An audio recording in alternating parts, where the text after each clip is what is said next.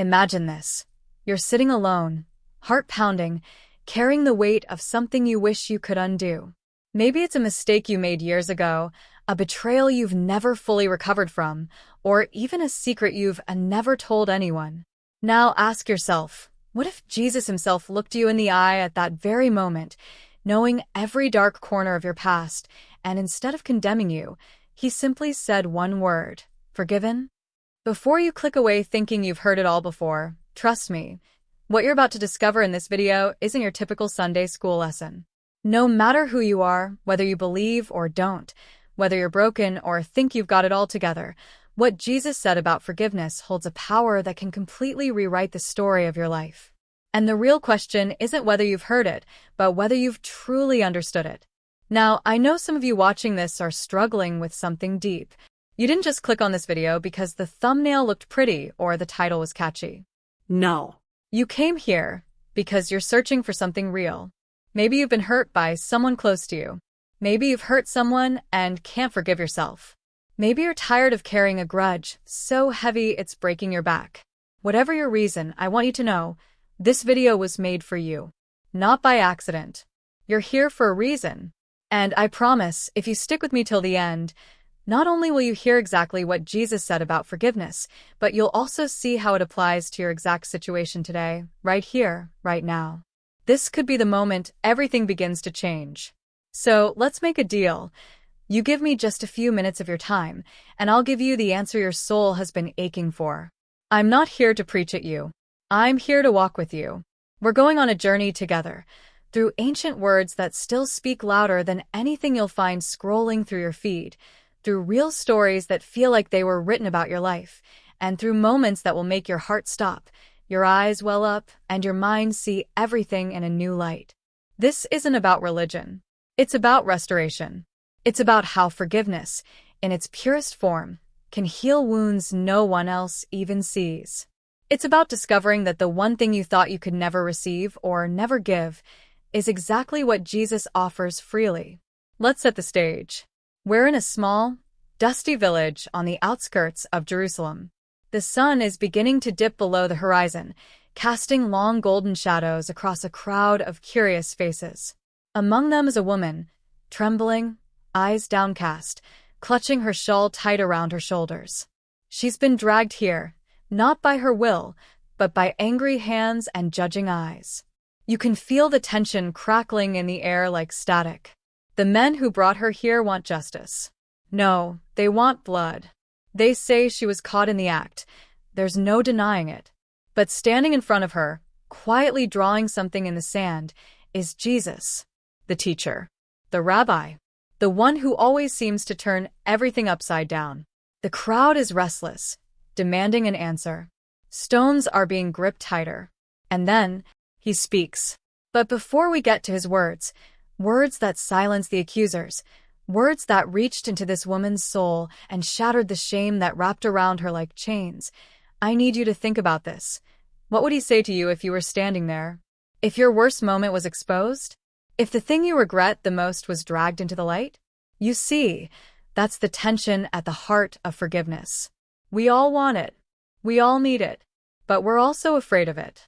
Because forgiveness demands something from us. It forces us to face the truth. And yet, what Jesus said in that moment not only redefined this woman's life, it redefined what forgiveness even means. As we dive deeper into this story, you're going to meet more people, real people, whose lives were flipped upside down not by punishment, but by mercy. You'll see how Jesus dealt with betrayal, with guilt, with enemies, with people who didn't deserve forgiveness, but got it anyway. And maybe you'll start to see yourself in them. Because let's be honest, cancel culture may be trending, but grace never goes out of style. You're going to hear the story of a man who denied his best friend 3 times and thought he was done forever until Jesus found him, fed him breakfast, and gave him a second chance. You'll hear about a father who forgave a son who basically said, "I wish you were dead."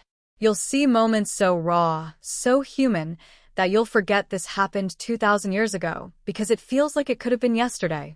And if you're wondering whether you're worthy of that kind of forgiveness, spoiler alert, Jesus already answered that question. The real mystery is how. How could he forgive so freely? How could he forgive people who nailed him to a cross? What did he know about the power of forgiveness that we're still struggling to grasp? That's what we're going to explore in this story. And I'm going to give you something even better than information. I'm going to give you transformation. But only if you stay with me. The atmosphere in this story is thick with emotion, shame, anger, love, tension. Forgiveness isn't some fluffy, feel-good idea. It's messy. It costs something. It breaks pride. It humbles egos. And sometimes it's the only thing that can set us free. The conflict is real, between justice and mercy, between law and love, between what we think people deserve and what grace gives anyway. And here's the truth you may not want to admit, but you know deep down, you can't move forward in life until you deal with forgiveness, either receiving it or offering it. That's what's at stake here. That's why this matters. That's why you're still watching. So take a deep breath. This isn't just a video. This is a divine appointment. You didn't come here by chance. This message is for you. And by the end of this story, you will know, without a shadow of a doubt, what Jesus really said about forgiveness. And it will not only challenge you, it will change you. Are you ready? Because just as the crowd held their breath, waiting for Jesus to speak, so are we. And when he finally lifts his eyes and opens his mouth, what he says will shock everyone standing there, including you. Stay with me because what happens next will change everything. She wasn't supposed to be there. Not in front of a crowd of judgmental eyes. Not trembling like a criminal awaiting her sentence.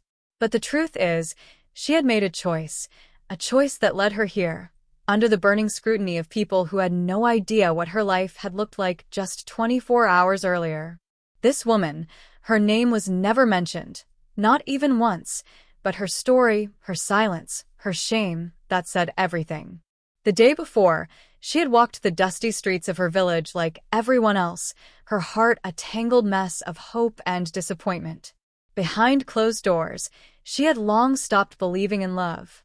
She had been used, tossed aside, and lied to more times than she could count. She wasn't naive.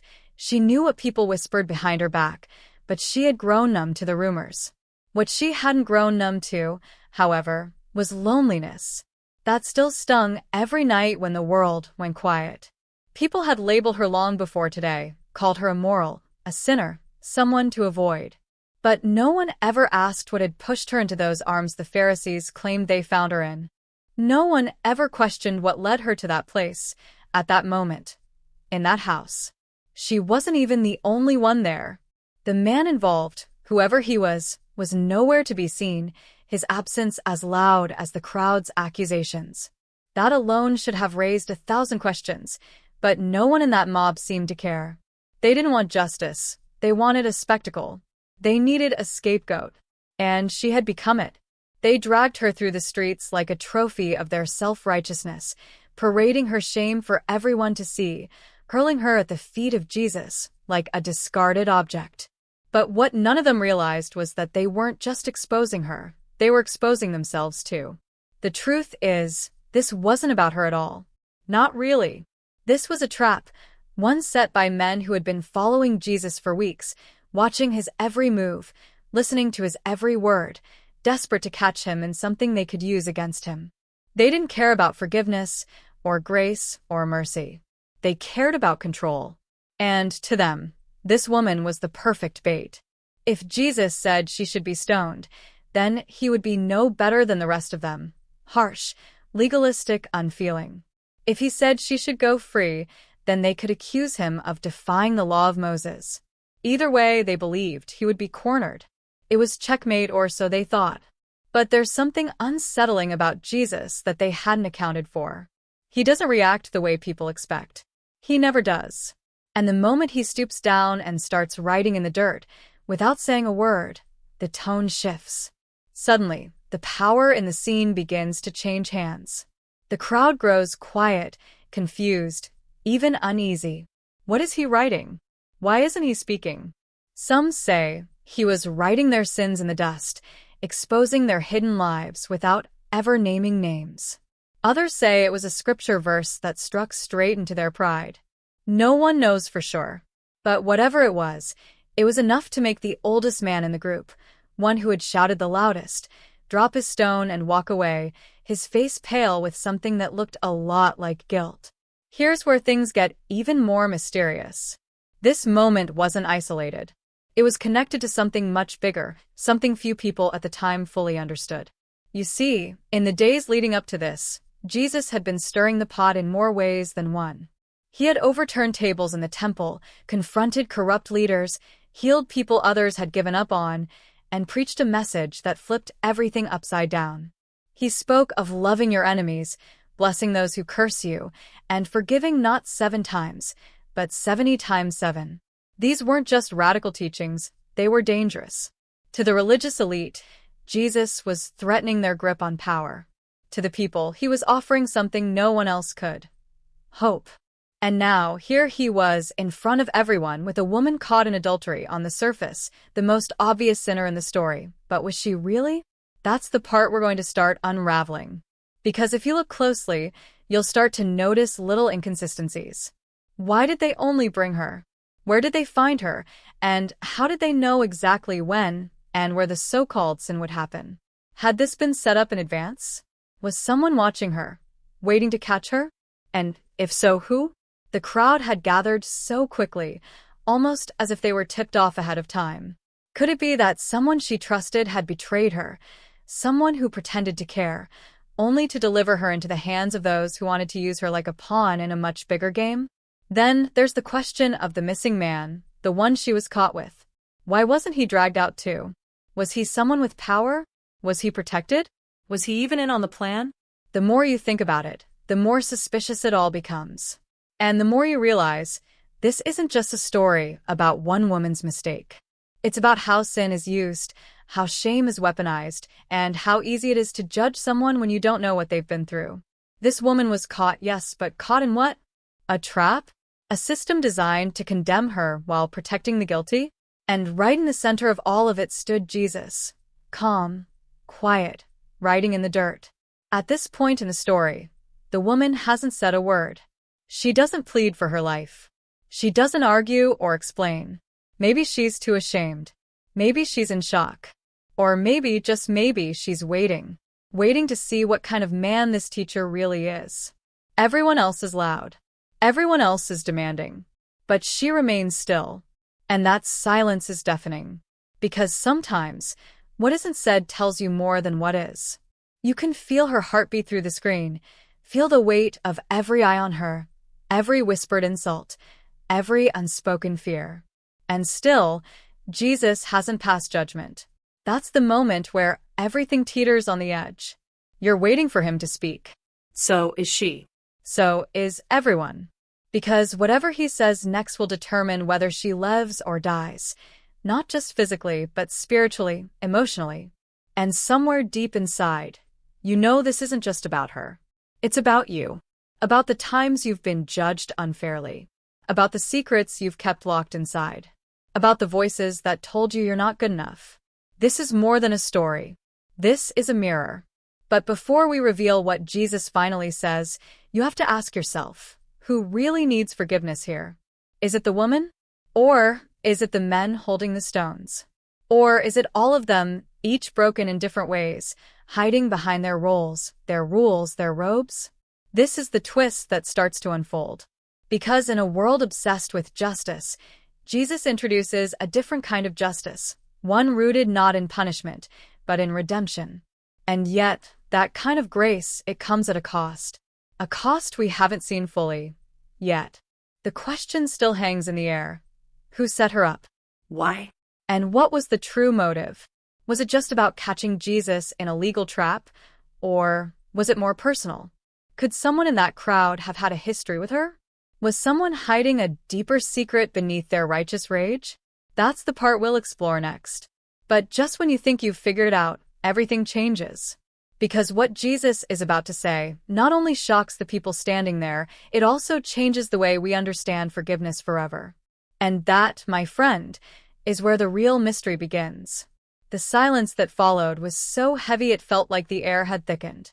You could almost hear hearts pounding, sandals shifting nervously on the dirt. But still, Jesus said nothing. The woman remained frozen, her eyes locked on the ground, still waiting for the verdict that would decide her fate. Then finally he stood up, calmly, like a man who already knew the outcome. He looked straight at the men clutching their stones, the same ones who moments ago had shouted for justice. And then, with a voice that was neither angry nor afraid, he said the words that would echo through history. "Let the one among you who is without sin cast the first stone." It was a sentence so simple it should have been forgettable. But it wasn't, because it struck them not in the mind, but in the conscience. One by one, they dropped their stones. Not out of mercy, but out of exposure. And as they turned and walked away, the woman remained, still too stunned to move. Jesus turned to her, not with pity, but with something far deeper, compassion. He asked her, "Where are your accusers? Has no one condemned you?" And when she whispered, "No one, Lord," he replied, "then neither do I condemn you. Go and sin no more." That moment should have been the end of the story, a perfect conclusion, a clean break, a beginning of redemption. But what if it wasn't? What if, just as the crowd disappeared and peace began to settle, something darker stirred beneath the surface? Because something was wrong, deeply wrong. Not everyone had left. Hidden among the crowd had been a man who didn't drop his stone, not because he believed she should be condemned, but because he wasn't ready to let her go. You see, this wasn't just about a public scandal or a religious law. This was personal. Someone in that crowd had a connection to her past, someone she once trusted. Maybe it was a former lover. Maybe it was someone she thought would protect her. But now, that same person was watching from the shadows, waiting. And just as she turned to leave, a whisper brushed her ear from behind. "This isn't over." That voice sent a chill through her spine. She looked back, but saw nothing, just dust swirling in the fading sunlight. Still, the fear in her eyes was real, because that voice wasn't just a threat. It was a reminder that her past wasn't finished with her yet. And while Jesus had forgiven her, not everyone else would. What she didn't know, what we're only starting to discover, is that she had been followed long before she was ever caught. And not by the Pharisees, but by someone else. Someone with an agenda. Someone who had watched her quietly for weeks, taking note of her every move, waiting for the perfect moment to expose her, not out of justice, but revenge. That night, as she returned to her small home near the edge of the village, she noticed something strange. Her door, usually left ajar, was tightly shut. The oil lamp inside flickered in a way that suggested someone had just left in a hurry. Her belongings had been moved, not stolen. And the small cloth pouch that held her only valuable, a carved pendant from her mother, was gone. Not valuable in terms of money, but in meaning. The only proof she had of where she came from, of who she truly was before her life spiraled downward. And now it had vanished. She searched desperately, overturning baskets, pulling up floor mats, but it was nowhere. That pendant wasn't just sentimental. It was a symbol of her innocence, a tie to her family, something she thought she could still hold on to. And now it was in someone else's hands. The next morning, a boy from the village came running to her door, breathless, clutching something crumpled in his small fist. It was a note. No name. No signature. Just a message that made her blood run cold. "Tell him to stop, or next time it won't be your past I take. It'll be your future."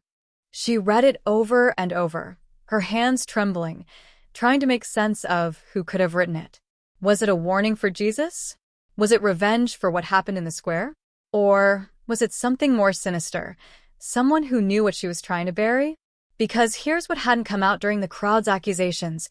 There was more to her story than just that one mistake. Years ago, before she became the woman they judged, she had witnessed something she was never supposed to see. A private meeting held in secret between two men, one of whom had since become a respected religious figure. She hadn't spoken about it to anyone, but the memory haunted her. And now, it seemed, someone was making sure it stayed buried. She began to suspect everyone. The man who sold her bread every morning suddenly seemed a little too curious. The neighbor who once smiled at her no longer made eye contact. Even the young boy who brought her the note How did he get it? Who gave it to him? Her world, which had finally started to feel light again, was rapidly closing in with shadows. But the hardest part wasn't the fear, it was not knowing who to trust. Even among those who followed Jesus, there were some who kept their motives hidden.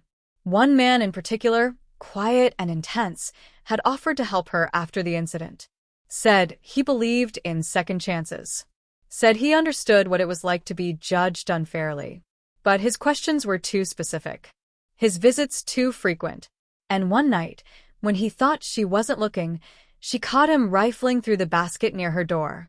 She confronted him, but he denied everything, smiled, and said he was just checking to make sure she had enough food. He left without argument, but her gut told her the truth. He was looking for something. Something he believed she had. And now that her pendant was missing and she was being watched, she couldn't shake the feeling that he, or someone connected to him, was behind it all. Was he really one of Jesus' followers? Or had he been planted there to keep an eye on her, to make sure her silence remained intact? The deeper she dug, the more confused she became. Every answer led to more questions. The lines between friend and foe blurred. And through it all, she kept thinking about what Jesus had said. Go, and sin no more. He had set her free, but what if that freedom came with a cost? What if stepping into the light meant the darkness would do everything it could to pull her back? She had a choice now: stay silent and safe, or keep seeking the truth, even if it meant uncovering secrets that powerful people wanted to keep hidden. And just as she began to piece together a connection between her accusers and the man who had vanished that day, a knock sounded at her door. Not once, but 3 times. She opened it slowly, and standing there was someone she never expected to see. And in his hand was her missing pendant. She froze in the doorway, her eyes locking on the pendant dangling from the man's fingers.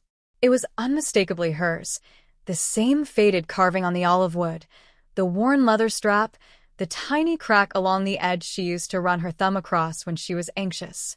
But it was his expression that unnerved her more than anything. He didn't look triumphant, or apologetic, or even angry. He looked curious, like someone trying to see how far he could push before she broke. For a long moment, neither of them spoke. Then he stepped forward, not threateningly, but with the kind of quiet confidence that people wear when they believe they're in control. He held out the pendant, but just before she could take it, he pulled it back ever so slightly and whispered, "Someone's trying to erase you. This is just the beginning." Before she could ask what he meant, he pressed it into her palm, turned and walked away, disappearing into the alley without another word. She stood there, staring down at the pendant in her hand, her mind spinning. He hadn't explained where he found it. He hadn't said who gave it to him. And most troubling of all, she couldn't decide if his warning was out of concern, or if he was the one behind the message to begin with. Her trust was wearing thin, fraying at the edges as paranoia crept in, and yet a part of her, some stubborn spark, refused to accept that this was all coincidence. Someone was orchestrating this. And they were careful, calculated, one step ahead, at every turn. But why her? Why now? She thought she could handle it alone, but that illusion shattered later that day when she found out she wasn't the only one receiving threats. A man named Eli, an old acquaintance from her childhood who had quietly returned to the village after years away, showed up at her door that evening with a folded cloth in his hands and a shaken look in his eyes. He hadn't even known she was back until someone slipped a note under his door earlier that morning. The note didn't have a name. It simply said, "Ask her what she saw that night. She knows more than she's telling. And so do you." Inside the cloth he brought was a piece of broken pottery, its surface scraped with a familiar symbol, the same one etched faintly into the back of her pendant. A symbol she hadn't seen in years. That was when it clicked. This wasn't just about adultery. It wasn't even about trapping Jesus. This went deeper, into something ancient, secret, buried beneath the layers of public scandal and legal accusations. Long before the incident in the square, before she had even met Jesus, she and Eli had stumbled upon something in the outskirts of the village. They had been kids, chasing each other near the ruins outside town, when they found a hidden chamber beneath a collapsed wall. Inside were scrolls and strange markings, things neither of them understood at the time. They had promised never to speak of it again, frightened by the way the adults responded when they accidentally mentioned it later that evening. But now, years later, that secret had come back. And someone remembered. Eli had left the village shortly after that incident, but now he admitted he hadn't gone far. He had been watched too, shadowed by people who never showed their faces but always left behind signs, scratched symbols, torn pages, and once, a warning nailed to his door. He had thought they were remnants of a forgotten past, until the message he received today directly connected her name to that night. They both realized they were being pulled into something they never intended to be part of, a game of manipulation and silence stretching beyond personal sin into a much broader conspiracy, one that might include powerful men cloaked in righteousness, guarding secrets they would do anything to keep hidden. The more they talked, the more the pieces began to slip into place. The man who had returned her pendant, he wasn't from their village. No one knew his name, and yet he always seemed to be nearby. Some said he followed Jesus, others whispered he had once worked for the temple authorities. His allegiance was unclear, and that made him dangerous. But what chilled her the most was what Eli revealed next. Just before he came to her door, he had gone to see someone else who might help, a local scribe named Tobias who had once been expelled from the synagogue for questioning too much. But when Eli arrived at his home, the place had been ransacked. Scrolls shredded, ink spilled across the floor, and Tobias, gone without a trace. Now they were caught in something they couldn't even name. Evidence was vanishing. People were being silenced. Motives were layered, wrapped in kindness on the surface, but hiding control underneath. And at the center of it all was her, once judged for her past, now hunted for what she might remember. Jesus had freed her from public condemnation, but this was something else entirely. This was a storm building behind the scenes, and it was getting harder to tell who was trying to protect her and who was setting her up for something much worse. Just when they thought they might have a lead, another piece of truth slipped away. A scroll Eli remembered seeing as a child, one that contained records from the temple, naming families involved in questionable trades, had been stored in a small, dusty archive near the city gate. But when they went there under cover of night, the door was broken, the room emptied, and a smear of ash across the floor was all that remained. Burned. Erased. Gone. Yet someone had been there before them. The faint print of a sandal, larger than Eli's, marked with a distinct pattern, was pressed into the ashes. They didn't know who it belonged to, but they would find out. Because just as they turned to leave, a whisper echoed from the darkness. "You've gone too far. Stop now, or next time you won't walk away." And then, nothing but silence. It was the way the wind shifted that made her turn around. Not the sound of footsteps, not a voice calling out, just an unnatural stillness in the air, like the moment before a storm touches down. She was walking along a narrow path just outside the village, a route she had taken hundreds of times without a second thought. But now, every crackle of a twig beneath her sandals, every flicker of shadow between the olive trees felt amplified, sharper, louder than it should have been. And as the sun dipped behind the hills, casting everything in a deep bronze, she saw it, a figure, still as stone, halfway down the hill, watching her. Not moving, not hiding, just watching. And when she stopped, it didn't flinch. It simply remained there, distant but unmistakably fixated on her. She turned back and quickened her pace, heart hammering against her ribs, a cold sweat beginning to crawl down her spine. She didn't run. Not yet. But her hands were clenched so tight around the folds of her robe that her knuckles turned white. By the time she reached her door, the sky had fully darkened, and her legs were trembling beneath her. She slammed the bolt across the entrance, leaned against the wood, and tried to breathe, but the air felt thinner now, as if fear itself had stripped it from the room. She tried to convince herself it was nothing. A passerby. A traveler heading somewhere else. But deep down, she knew better. Whoever that was, they had been waiting. Not just today. Watching for days, maybe longer. And she had just now realized it. It was as if something sacred had been violated. The small illusion of safety she had begun to rebuild shattered without a sound. And what terrified her the most wasn't the figure itself, but the look in its eyes. It hadn't been curious. It had been calculating. She tried to distract herself by lighting a lamp and preparing the evening meal, but her hands shook too much to hold the clay jar steady. And then, as she reached to close the window shutters, she saw something that nearly made her drop the flame. A mark, drawn in charcoal on the outside wall. Small, easy to miss if you weren't looking. But she was. It was the same symbol that had been carved into the pottery Eli brought. The symbol from her pendant, from the old ruins, from the past she was desperate to forget. It hadn't been there this morning. Someone had come while she was away, and they had left her a message, without saying a word. That night, sleep didn't come. She lay in the dark, heart pounding, eyes fixed on the ceiling, every creak of the beams above sounding like footsteps approaching. Her mind raced through every possible scenario. Was it the man who returned the pendant? Was it Eli? Had he told someone else?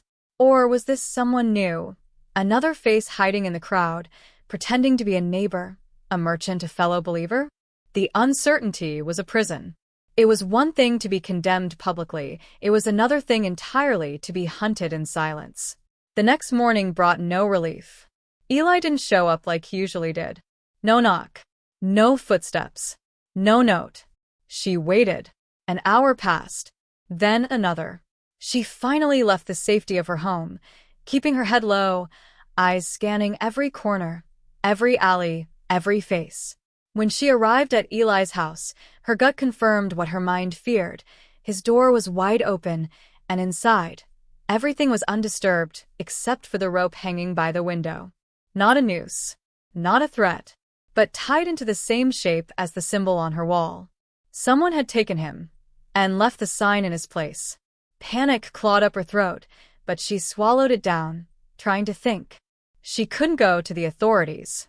Not when some of them might be involved. Not when they had already tried to use her once. Her only hope was Jesus. But where was he now? Word had spread that he was traveling to nearby villages, preaching, healing, drawing crowds. But she didn't know where to find him, and time was running out. Someone was trying to erase her. Not just physically, but spiritually, emotionally. They weren't trying to kill her. They were trying to strip her identity, her voice, her memory. Make her question everything she knew, everything she had seen. And it was working. She couldn't tell who to trust anymore. Everyone around her had the potential to be the enemy. The vendor who gave her extra grain yesterday, was it kindness or surveillance? The neighbor who asked too many questions, was he concerned or collecting information? Even the children who played outside her door, once a source of comfort, now felt like distractions, diversions for someone else's gain. Her paranoia wasn't just growing, it was becoming a survival instinct. In the stillness of her home, she tried to focus, to remember that one thing Jesus had told her that mattered more than the threats, more than the shame. You are not condemned. But what did that mean now, when the world around her was unraveling? When forgiveness seemed to have painted a target on her back instead of giving her peace? She held her pendant close, the symbol burned into her memory, and stared at the flame in the lamp as if it could speak back. Then, as if on cue, a sound echoed from the back of the house. A whisper. Not a word.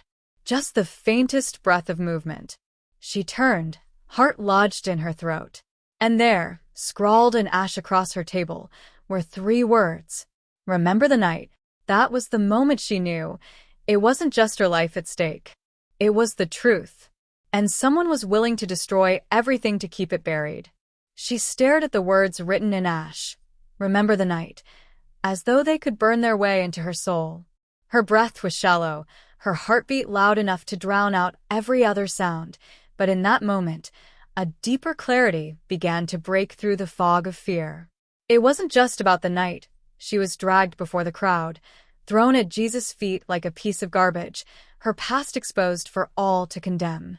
It wasn't even about the night she and Eli found that hidden chamber years ago. No, there was another night, A moment buried so deeply in her memory that it had nearly been erased by shame and time. A night she had never spoken of. One she had deliberately forgotten. But before she could fully grasp it, there was a sudden knock at the door, soft, measured, deliberate. She froze. No one knocked like that unless they wanted something specific. She didn't move at first, hoping whoever it was would leave. But then the knock came again, twice, then silence. Against her better judgment, she crept toward the door and called out, her voice barely a whisper. No response. Slowly, she unlatched the door and cracked it open just enough to see outside. The street was empty, but on the step was a small scroll, tied with twine and sealed with wax. No name, no markings. Just a feeling, heavy and foreboding. Inside, she unrolled it, her fingers trembling. The handwriting was familiar, almost too familiar. She had seen it before on the note Eli brought her. But this message was different. It read, "He knew what would happen to you. He let happen. Ask him why." She stared at the words, unable to blink. It didn't say who he was. But she felt it in her bones. It meant Eli. The one person she had trusted in all this, the one she believed had been pulled into the darkness alongside her. Her chest tightened as she tried to make sense of it. Could it be true? Could Eli have known what was coming? Had he played a part in orchestrating her public humiliation years ago? Or was this some kind of trick, an attempt to tear apart the only alliance she had left? Before she could decide, she heard movement behind her. She spun around, instinctively clutching the scroll to her chest. Eli stood in the doorway, pale, disheveled, and looking like he hadn't slept in days. She stepped back, her eyes flicking to the pendant on the table, the scroll in her hands, the ashes on the surface. He raised his hands, voice low. "I know how it looks," he said. "But I didn't send that scroll. I swear." She didn't answer. She couldn't. Too many thoughts were crashing over each other, too many versions of the truth spinning out of control. She asked him, point blank, about that night, the one from years ago, when they found the hidden chamber. He hesitated. That alone was enough to unravel everything. He finally spoke, but what he said turned her blood cold. "I wasn't just passing through that night," he admitted. "I was following someone. I had been told to watch you." The room seemed to tilt. Everything around her felt suddenly unfamiliar. She asked who told him to do that. His silence was deafening. And then, as if breaking under the weight of his guilt, he confessed, the temple elders had been suspicious of her family for years. They had suspected her father of hiding ancient scrolls that contradicted their teachings. Eli had been approached as a boy, vulnerable, eager to prove himself. They used him, told him to get close, to learn what he could. And he did. Until he saw something he wasn't supposed to. Something that made him run. But it was too late. Her public shaming wasn't random. It was planned. Her accusers that day weren't interested in justice. They were silencing a bloodline. She had always believed that day in the square was about her sin.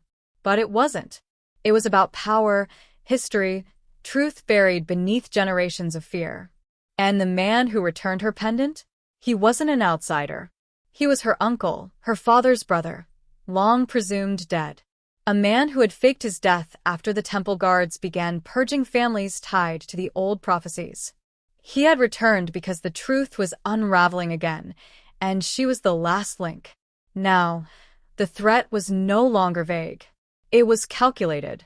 If she remembered the truth of that night, what she had seen, what she had heard, it could dismantle everything the temple leaders had built their authority on.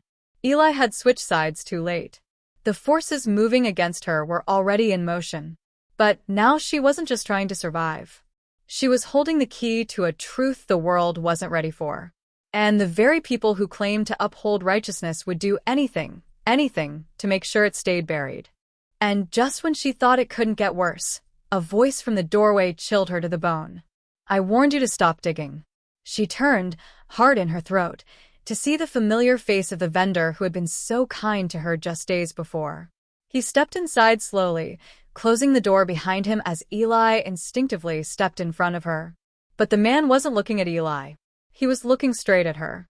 Your father didn't die in exile, he said softly. He was executed for what he told you that night. And now it's your turn to decide, bury the truth or join him. Everything she thought she knew about her past, about forgiveness, about why Jesus stood between her and her accusers, that entire narrative was fracturing. Because this wasn't about mercy for a single woman. It was about a war between truth and control. And she was at the center of it all. The room seemed to shrink with every word the vendor spoke, as though the walls themselves were collapsing inward. Her breath caught in her throat, and time felt suspended, stretched and warped under the weight of the ultimatum now laid bare in front of her. She looked at Eli, whose expression had turned from confusion to horror, and then back to the vendor, whose eyes held no anger, no urgency, only cold certainty. The way he said it, bury the truth or join him, wasn't a threat. It was a promise delivered with eerie calm, as if he had already watched the outcome unfold and was merely giving her the illusion of choice. Her mind spun, piecing together fragments of memories, conversations, small details she had overlooked for years. The twisted truth was that this hadn't started with her. It was much older, buried deep beneath family lines, political alliances, and a fear of losing control over the narrative that shaped people's faith, power, and identity. She tried to speak, but no words came. What could she even say? That she didn't ask for this? That all she ever wanted was to be left alone, to heal, to live without constantly being pulled back into the trauma of what had happened? But none of that mattered now. She was the daughter of a man who had died protecting truths buried in scripture, guarded by whispers and symbols passed down like forbidden relics. And now, after all this time, they had come for her, not because she had done anything wrong, but because she might remember too much. Because she was living proof that the version of history they upheld was not the only one. And now, with Eli standing beside her and the vendor blocking the door, the weight of the decision pressed down with suffocating pressure. The vendor reached into his robe and pulled out a second scroll, this one bound in leather and marked with the same symbol that had haunted her dreams. He laid it on the table like a final puzzle piece and told her calmly, "If you burn this, we'll leave you alone. You can go back to your life. No more visits. No more threats. No more watching over your shoulder." He paused, gaze unwavering. "But if you open it, if you speak of what's inside, we won't stop until you're silenced." Eli stepped forward, eyes wide with disbelief. "You're asking her to give up her father's legacy," he snapped. "You're asking her to choose comfort over conviction. Don't you see what this means?" But the vendor didn't even glance at him. His entire focus remained on her, as though Eli's words were nothing more than background noise. She reached for the scroll, hands trembling, not to burn it, not yet, but to hold it, to feel its weight. It was heavier than she expected, thick with pages and truths that had never seen the light. 1,000 thoughts crashed in her mind all at once. What if this scroll contained the missing teachings her father had risked everything to protect? What if it held an account of Jesus' words about forgiveness, ones that challenged the power structures still clinging to the law instead of love? But choosing to read it meant more than just risking her safety. It meant putting every person around her in danger. Eli. Her neighbors. Even the children who played in the streets. If she opened it, she wasn't just declaring war on those who feared the truth. She was stepping into a role she had never wanted, one of a witness, a bearer of inconvenient truths. And that role came with a cost she wasn't sure she could pay. Her legs nearly gave out as she sat down, the scroll in her lap, the weight of history burning through the leather. Her eyes flicked to Eli again, and for the first time, she saw something new in his face, not just guilt, not just fear, but shame. He hadn't told her everything. Not yet. She asked him softly, "What else?" Her voice broke on the words. Eli hesitated, looking between her and the vendor, and finally stepped back, his silence loud and damning. That was the answer. There was more betrayal, more half-truths, more manipulation wrapped in false righteousness. And now, she had no one to turn to who hadn't played a part in this in some way. That realization hit like a blow to the chest. Even those who claimed to protect her had been complicit.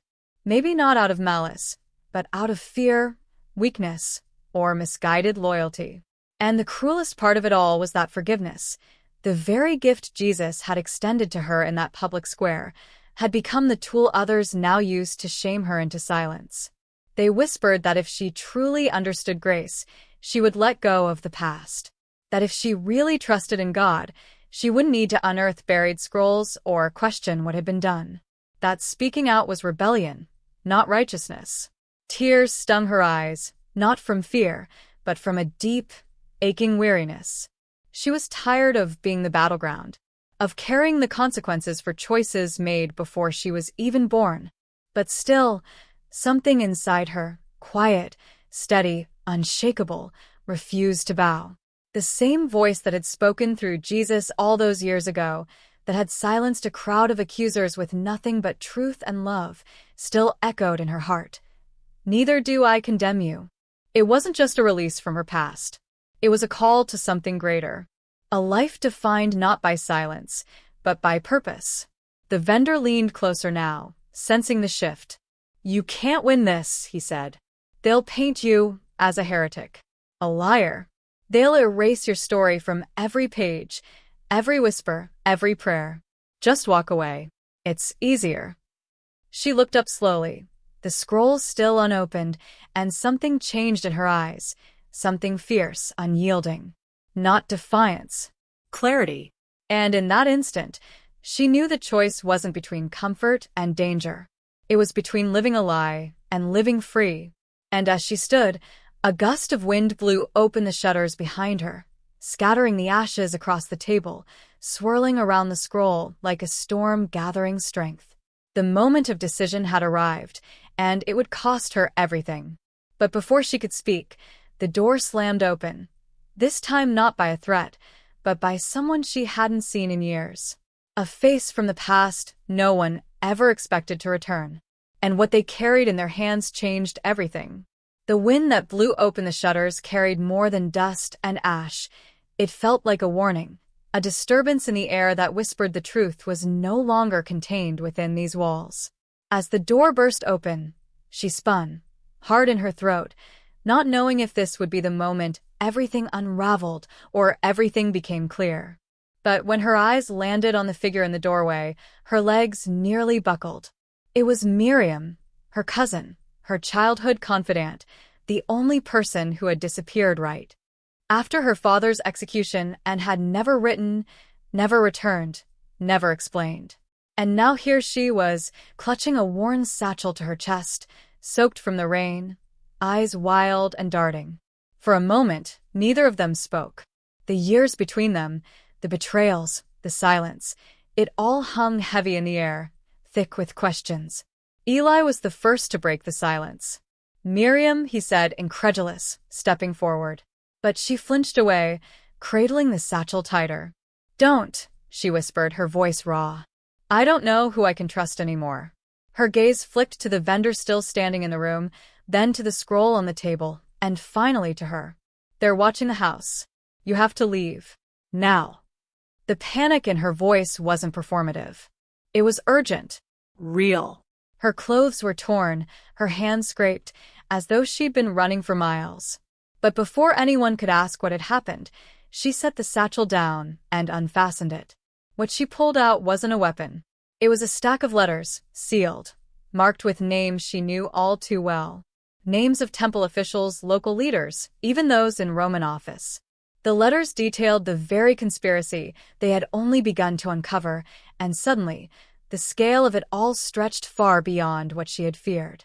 It wasn't just about silencing her father or preserving control over Scripture. It was about suppressing entire communities, manipulating spiritual narratives to justify oppression, and hunting down anyone who preserved alternative records of Jesus' teachings, particularly those centered on compassion, mercy, and truth over blind obedience. It wasn't just her. It never had been. There were dozens, maybe hundreds, of others whose stories had been buried, whose names had been erased from history. And worst of all, many of them had trusted people in their inner circle, only to be betrayed. Her hands trembled as she flipped through the letters, her eyes scanning pages filled with coded warnings, intercepted scrolls, and transcripts of secret meetings. It was all there, proof of an organized, decades-long campaign to erase teachings that threaten the authority of the religious elite. The conspiracy reached beyond Jerusalem's walls and into the heart of Rome. The temple leaders weren't working alone. They were in league with those who benefited from maintaining control through fear, guilt, and distortion. But it wasn't the letters that broke her. It was the final envelope Miriam pulled out, a small, personal note addressed in her father's handwriting. She hadn't seen it in years. Miriam had kept it hidden all this time, and now the pieces fell into place. Her cousin hadn't vanished out of fear. She had gone into hiding with a purpose, to protect the letters, to keep them from falling into the wrong hands, and to wait until the right moment. But the moment she said it, "I've been working with them," the ground seemed to collapse beneath her feet. Because the next words changed everything. "With him," Miriam added, eyes locking onto Eli. He didn't flinch, didn't move, just stared ahead, jaw tight, shoulders drawn. The silence screamed louder than any confession. Her stomach turned. "Tell me she's lying," she whispered. "Tell me this isn't what it looks like." Eli looked at her with something like sorrow, something like guilt. "I didn't know how deep it went," he said quietly. "At first, they told me I was protecting you, that if I kept you close, they'd leave you alone." His voice cracked. "I thought I was saving you." But saving her meant spying on her, feeding her breadcrumbs while filtering what truths she could handle. And now the betrayal wasn't just from the outside. It had lived beside her, eaten at her table, guarded her secrets. The hurt ran deeper than the conspiracy itself. Because even now, even standing face to face with truth, Eli still tried to justify what he had done. Still painted himself as protector when in truth, he had been a handler. One of many. Miriam pulled her close. "He's not the only one," she said. "Half the people we grew up with, our neighbors, our teachers, some of them are working both sides. Some out of fear, some for coin, and some because they genuinely believe what's being hidden is too dangerous to be known." The vendor had vanished during the chaos, slipping out unnoticed. His silence was a statement of its own. This had gone beyond threats. Now it was war. The room felt suffocating, as if all the oxygen had been replaced by tension. And for the first time, she truly saw the danger she was in, not as an abstract concept, but a living force that had infiltrated every part of her life. Nothing was safe. No one could be assumed loyal. And the scroll on the table still waited, unopened. The very truth her father had died to protect was now both her weapon and her curse. If she read it aloud, if she chose to share what it contained, she would become a target. But if she burned it, she would become complicit in a lie that had already cost too many lives. A single word echoed in her mind: forgiveness. Not as a weakness, but as the most dangerous kind of truth. The kind that could undo centuries of fear. The kind that could make tyrants tremble. The kind that wasn't permission to forget, but permission to fight from a place of love instead of vengeance. But before she could make a choice, there was a sound. Boots pounding down the street. Dozens of them. The scroll, the letters, the past, they had all bought her time, but not enough. They were coming, and this time they would knock. The air inside the room was thick with anticipation, every heartbeat louder than the last. She could hear the boots now, echoing, pounding, getting closer with every passing second. Her mind raced, fighting to piece together a plan, anything that would give her an edge, but the reality of the situation was sinking in. The walls felt like they were closing in on her, the window already locked with the shadows of soldiers gathering outside, sealing her in with no way out. There was no escape, no more waiting. The final pieces of the puzzle had all been revealed, and now it was a matter of survival. She turned to Eli and Miriam, her hands trembling as she held the stack of letters and the scroll, the final key to everything, but the question in her eyes was clear. What now? What could they possibly do with this information when the world outside was so desperate to keep it buried? Eli looked at her, his eyes filled with guilt and fear, but there was something else there now, determination, a raw intensity he hadn't shown before. "We can still fight this," he said, his voice tight with urgency. We have the truth. They can't silence us if we make it known. His words should have felt empowering, but all she could feel was the weight of the decision still hanging in the air. Exposing the truth meant condemning them all to a life on the run, living like ghosts, hunted by the very people who had sworn to protect them. It meant not just risking her life, but the lives of everyone she loved. Before she could respond, the door burst open with a force that rattled the wooden frame. Standing in the doorway was the last person she expected to see, Titus, the man who had once been her father's closest ally, the one person she trusted more than anyone else in the world. He had disappeared years ago after her father's death, leaving behind only rumors and whispers of his betrayal. But now, here he was, staring at her with cold eyes that had lost all semblance of warmth. "You're too late," she said, her voice raw, though she could feel the tremor beneath the words. "You should have stayed hidden, Titus. If you really cared, you would have kept running." But instead of the defensive posture she expected, he stepped into the room, his eyes scanning the papers in her hand, his expression unreadable.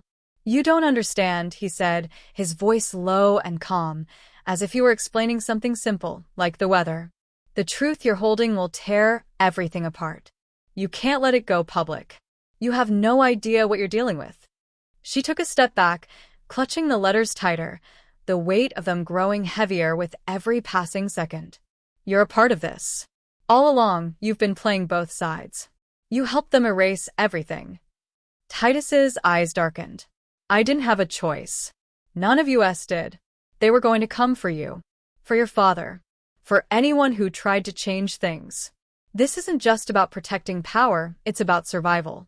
This is bigger than you. Bigger than anything you've ever imagined." And now, his voice trailed off, his gaze flicking to the window, to the shadows moving outside. The soldiers were closer now, and the finality of it all was creeping in. "Now, you have to make a choice. You can keep this information and risk everything, your life, your family, everything you hold dear, or you can destroy it. You can bury it all and live. There's still time. I'm asking you to trust me." Her heart pounded in her chest as she realized the full scope of what was happening. She wasn't just fighting for her own survival anymore. This wasn't about keeping a secret for the sake of peace or protecting herself from danger. The people outside, the ones she had been so desperate to fight, were just the tip of the iceberg. Titus wasn't lying. He had been caught in a web just like her. The forces pulling the strings were far more dangerous than she had ever anticipated. Before she could speak, the first of the soldiers appeared in the doorway. They were followed by more, their faces impassive, their eyes locked on her as if they had no fear of what she might do. Her pulse quickened as she realized the walls were closing in from all sides. She turned to Eli and Miriam. "Go," she said, her voice barely above a whisper. "Get out. Now. I'll hold them off. I'll figure this out."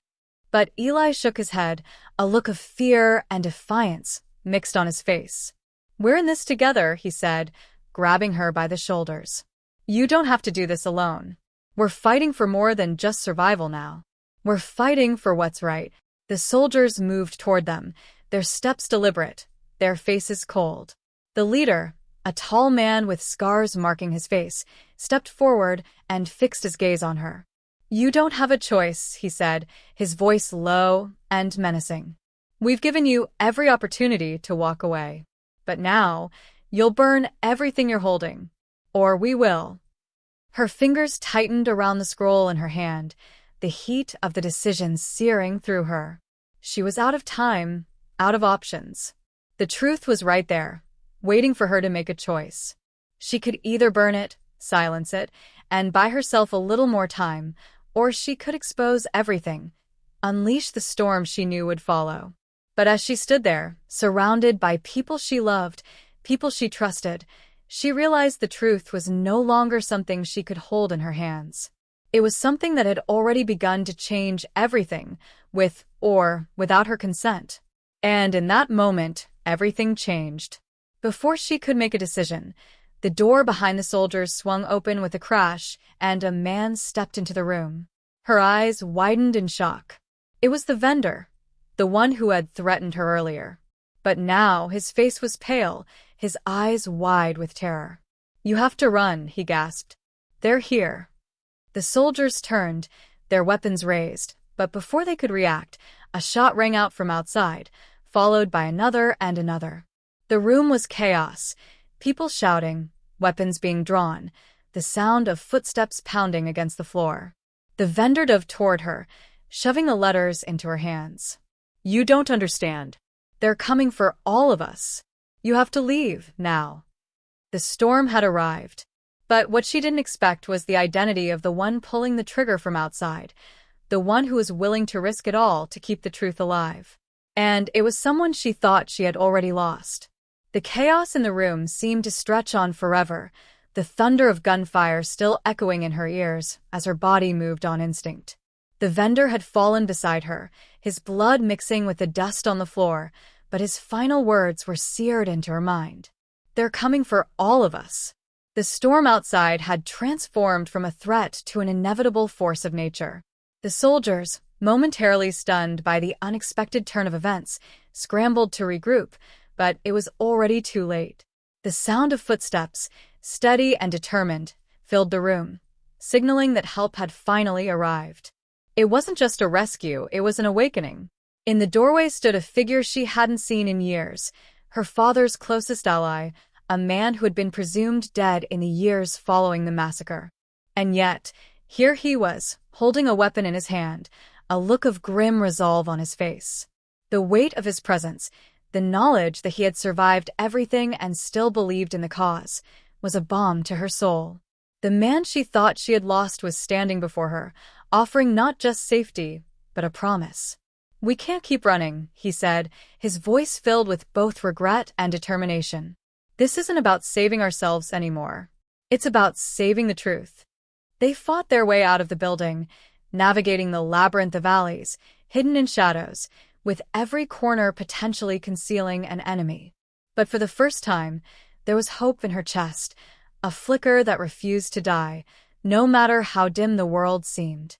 As they made their way through the streets, evading capture, she clutched the letters and scrolls to her chest, the truth she had spent so long chasing now sitting heavy in her hands. It was no longer just a story of survival, it was a revolution waiting to be ignited. By the time they reached the safe house, the weight of the world seemed to settle on her shoulders. The battle wasn't over, not by a long shot. But something inside her had changed. She could feel the presence of something greater than herself. Forgiveness, in the face of betrayal. Mercy, in the shadow of vengeance. It had all led to this moment. Not just the survival of her family, not just the protection of ancient secrets, but the undeniable realization that the truth could set them all free, even if it meant sacrificing everything. As they sat around a table, exhausted and bloodied but unbroken, she couldn't help but think about all the people she had lost along the way, the ones who had fought and fallen, the ones who had been silenced by the very forces she was trying to expose. She thought about her father, his final moments spent trying to protect the world from this darkness, and about the cost of standing up for what was right. She looked at Eli and Miriam, her heart swelling with gratitude. They were the ones who had never given up on her, even when the world had. They were the ones who would fight beside her to the end. But there was still the question, what now? What would happen when the truth was finally revealed to the world?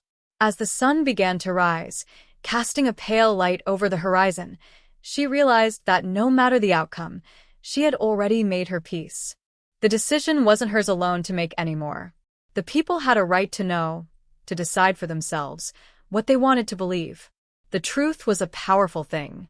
But it was also dangerous, capable of changing lives, unraveling the very fabric of society. Would they rise to the occasion? Would they be ready to face the consequences of the truth? Or would they, like so many others, turn a blind eye to the world shattering before them?